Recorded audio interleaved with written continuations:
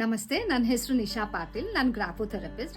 ಇವತ್ತು ನಾನು ಮೂರನೇದು ಸೈಂಟಿಫಿಕ್ ಎಲಿಮೆಂಟ್ ಥರ್ಡ್ ಒನ್ ಯಾವುದು ಅಂತ ಹೇಳಿ ಅದ್ರ ಬಗ್ಗೆ ಮಾತಾಡ್ತೀನಿ. ಅದು ಝೋನಲ್ ಫಾರ್ಮೇಶನ್. ನಾವು ಬರೀಬೇಕಾದ್ರೆ ನಮ್ಮ ಅಕ್ಷರಗಳನ್ನ upper zone, middle zone, lower zone ಅಂತ 3 ಝೋನ್ ಅಲ್ಲಿ ಡಿವೈಡ್ ಮಾಡಿರ್ತೀವಿ. ಆ ಝೋನ್ ಫಾರ್ಮೇಶನ್ನೇ ಇರಲ್ಲ ಎಷ್ಟೊಂದು ಜನ ಮಕ್ಕಳಲ್ಲಿ. ಎಲ್ಲದನ್ನು ಮಧ್ಯದಲ್ಲಿ ಮಿಡಲ್ ಝೋನ್ ನಲ್ಲೇ ಬರೆಯಂಗ್ ಬಂದ್ಬಿಟ್ಟಿರ್ತಾರೆ. ಅಪ್ಪರ್ ಝೋನ್ ಅಲ್ಲಿ ಯಾವ ಅಕ್ಷರಗಳು ಬರುತ್ತೆ ಅಂದ್ರೆ ಟಿ, ಎಚ್, ಡಿ, ಬಿ ಇದೆಲ್ಲದನ್ನು ಅಪ್ಪರ್ ಝೋನ್ ಅಲ್ಲಿ ಬರುತ್ತೆ. ಮಿಡಲ್ ಝೋನ್ ನಲ್ಲಿ A, E, I, O, U, M, N, S ಇದೆಲ್ಲ ಆರ್ ಇದೆಲ್ಲ ಮಿಡಲ್ ಝೋನ್ ನಲ್ಲಿ ಬರುತ್ತೆ.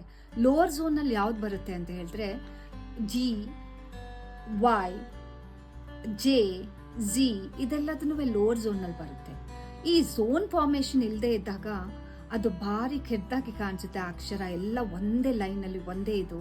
ಮತ್ತೆ ಬಿಹೇವಿಯರಲ್ ಆಸ್ಪೆಕ್ಟ್, ಮಗು ದೊಡ್ಡದು ಆಗ್ತಾ ಆಗ್ತಾ ಅದು ತುಂಬಾ ಇಫೆಕ್ಟ್ ಆಗ್ತಾ ಹೋಗುತ್ತೆ.